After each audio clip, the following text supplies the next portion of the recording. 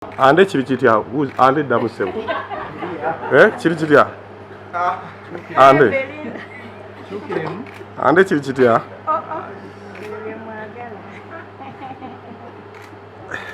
Kale no kyekyo. Ekisembayo. Uya. Amanya nze andi atale nkola ku bukedde. Njagala kubuuza Miss Curvy akubuulire. Waliyo omwana yayimba akayimba n'agamba nti weetege. Bamutegulula oba akyaliwo.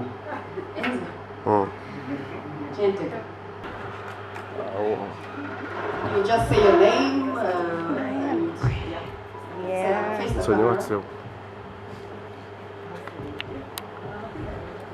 Hello, I'm Daisy Nalukoe and I'm contesting for Miss Curvy 2022. Miss Curvy Uganda. Hello, I'm Nasuna Shirat, contesting for Miss Curvy 2022. Hello, everyone.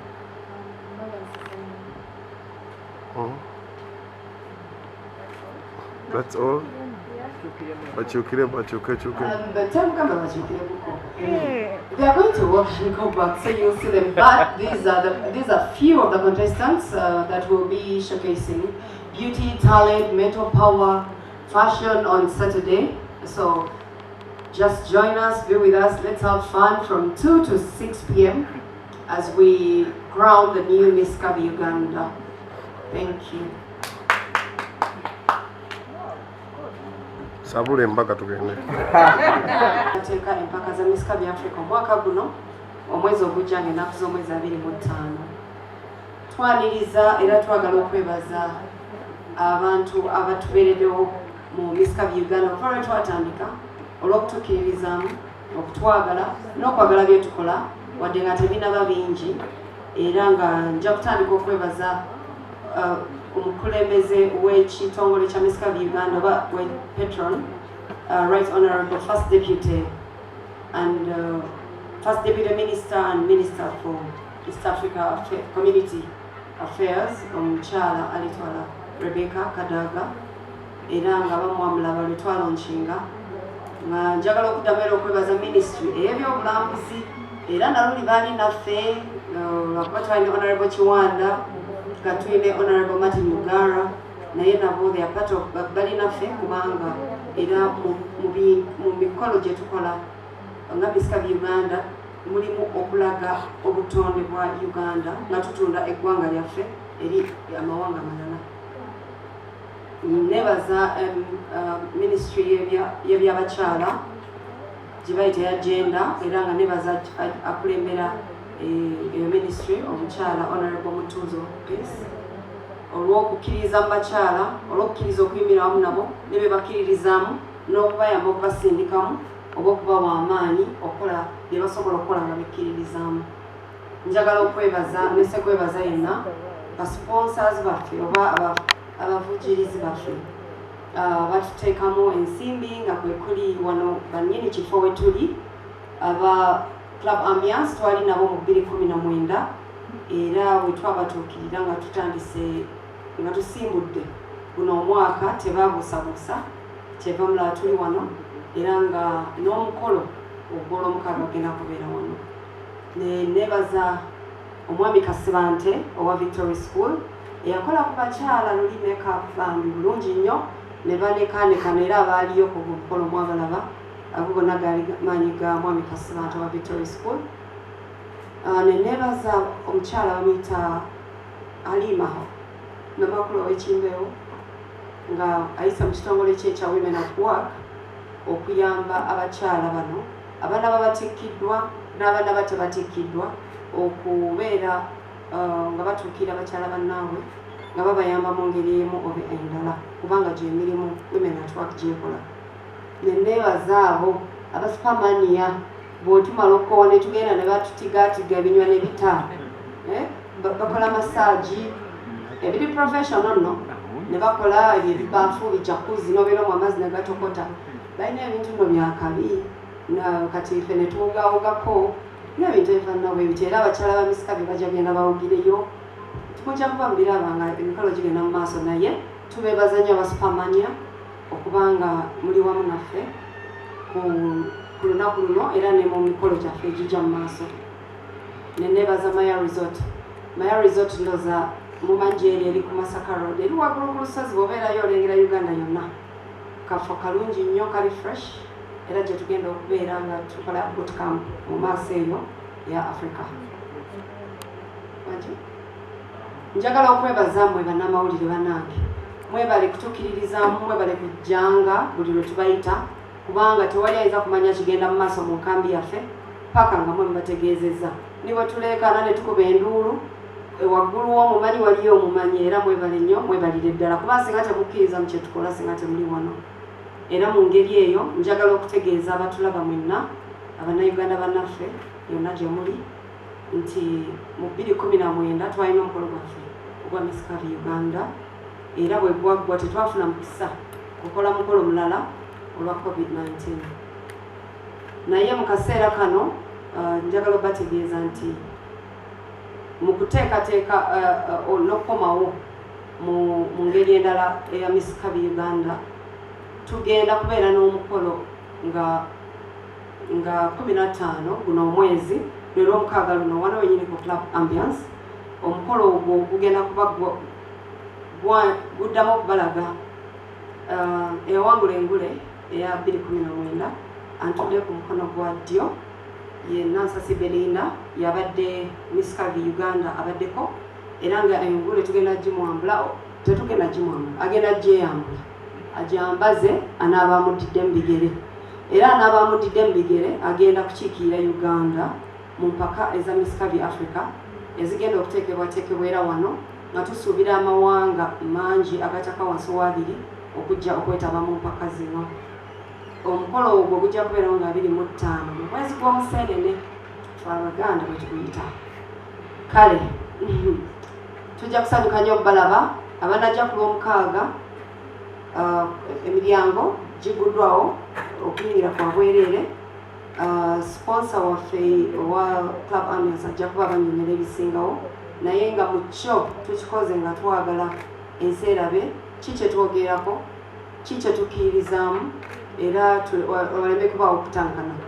Mpozi nga sinneerabira tulina emikutu egya Facebook, Twitter, TikTok n'ebirala gyonna nga bwe mumanye digital omutimbagano. Naye page yaffe eya Facebook eri Miss Curvy UG. Our Facebook page is Miss Curvy UG, not Miss Curvy Uganda. Waliwo pages enaggulawo ko nendaba ebitasaanidde naye ntwala omukisa guno okunnyonnyola abantu nti si pages zaffe. Page yaffe ya Facebook eri Miss Curvy UG, ekigambo Uganda tekiggwayo. Kale n'olw'ensonga eyo ka ntwala omukisa guno okuwa Belinda Nansasi reigning queen oba queen aliwo kati okubeebaza n'okubannyonnyola biki byayiseemu okufunza okubeera Miss Curvy Uganda asookera ddala ng'eyo rekodi yo yaggaba.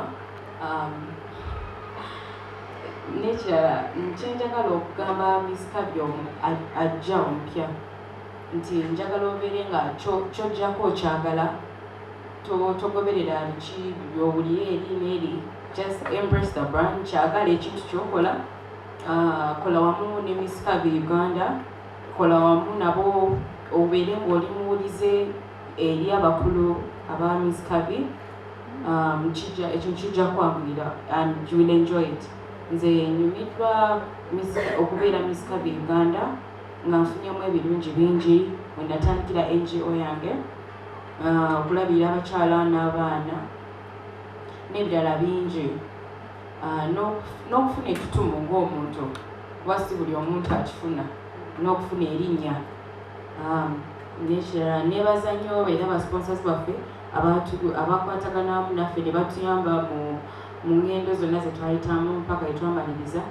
Nyinza okuba nga asaamalizayo bulungi kuba nali nakamala okuwangula COVID najja naye era we baatuggula nemaliza emirimu gyange era nga Miss Curvy Uganda ng'era nga 15 ngenda kuba mpaayo engule. Naye ng'okubategeeza tubadde tukola audition zaffe oba okusunsulamu munda olw'ensonga twali twagala abakyala 10 bokka kubanga tubwetaagamu representative omu agenda otukiikirira ate nga tuli mu kuteekateeka mukolo munene so tetwakoze mukolo munene nnyo olw'okuba tulinda guli okujja naye nga tulinawo abakyala bali 3 mu abo abagenda okujja bababuuzeeko then tugende mu maaso alina ekibuuzo abuuze otherwise sabule Empaka tukutulamu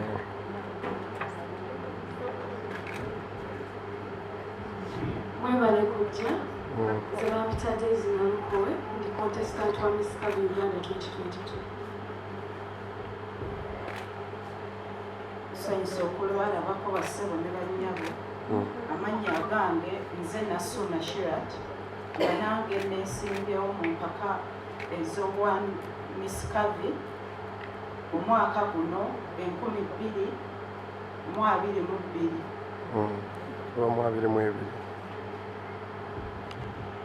Tusanyusa okubona abassebo ne bannyabo ng'amannya gange ndaba Zaina nga neesimbyewo ku bwa Miss Curvy. mwebale nnyo ba contestants baffe mwebale kwekuyirizamu era mwebale kukkiriza mu brand Miss Curvy batukiikiremuko katiri bajja kubalaba ku lw'omukaaga batukiikiremuko katiri bajja kubalaba ku lw'omukaaga koona olw'ensonga nti omukolo gwe tuteeka mu maaso munene tukwasaganyiza ebintu bingi so okukola auditions nga bwe twakola luli obudde tubadde tulina butono ate nga nakyo kyalibadde kintu kinene tetwaliyagadde nnyo kubuutikira kinene kijja ate nga era ku nkomero ya byonna tubadde tugenda kusunsulamu nga twagala abantu batini so netusalawo tukikolere munda ekyekirabo nina sponsor gwesinayogera era yenyini ekirabo naye ku lw'omukaaga ajja kwogera kubanga yagenda okikaba naye ngaekirabo weekiri ate kyansanyusizza nnyo kubanga kirina variation nene nnyo ku bulamu bw'omuwanguzi saagala kusumulula kintu ekyo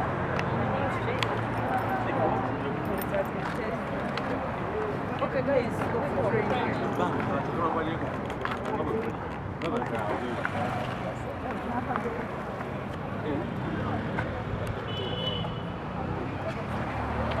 nze okoye onoonyeza emirimu giganye emirimu gikubuze yes njagala okujjukiza oba barista coffee school and cafe yes bayigiriza n'okusomesa okukola ebika bya kawa ebyenjawulo omuli cappuccino mocha ice coffee smoothies milkshakes cocktail n'ebika ebirala bingi bagaba certificate n'okufunira emirimu wabweru w'eggwanga mu nsi ez'enjawulo omuli Qatar, Dubai, Abu Dhabi n'ensi ez'etoolodde Europe endala so basange e Nalukolongo opposite ne Hash petrol station oba obakubiri ku namba z'essimu 5 771 oba ku WhatsApp noti 777 ye namba ya WhatsApp okumanya ebisinga abakisoboka furniture center beba kabaka mu kutunda n'okukola sofa sets ez'enjawulo omuli ebikanga German beds tiles bakola wardrobes sideboards office ne school decors kosa dining tables gwali okumpi n'ewala tukola deliveries n'ogaba discounts ku buli kyogula kosa n'okusomesa abayizi tusange ku Entebbe Road ezana mu kiko oba tukubireko ku note 7 notinya 37